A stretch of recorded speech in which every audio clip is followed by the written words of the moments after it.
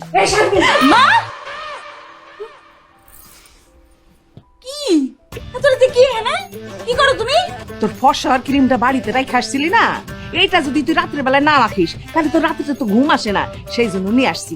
আয় এদিকে আয়, আমি তোর মুখে ক্রিমটা লাগায় দেই। শারমিন, তার মানে কি তুমি ক্রিম সুন্দরী?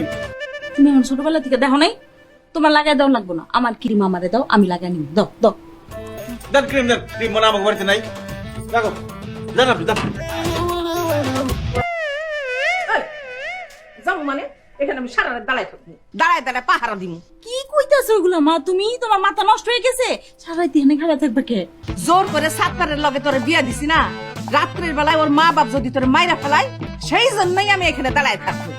তোরে কেউ কিছু বললে আমি অ্যাটাক করবো। এই যে দেখছস আমার হাতে কি, একবার এইটা দিয়ে একবার শেষ করে দেবো।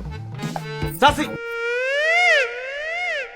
আম্মা জান, আমার আব্বা আম্মা এতক্ষণ কান্নাকাটি করে ঘুমায় পড়ছে, আর আমি শারমিনকে বিয়ে করছি। শারমিন আমার বউ, আমি ওরে ভালোবাসি।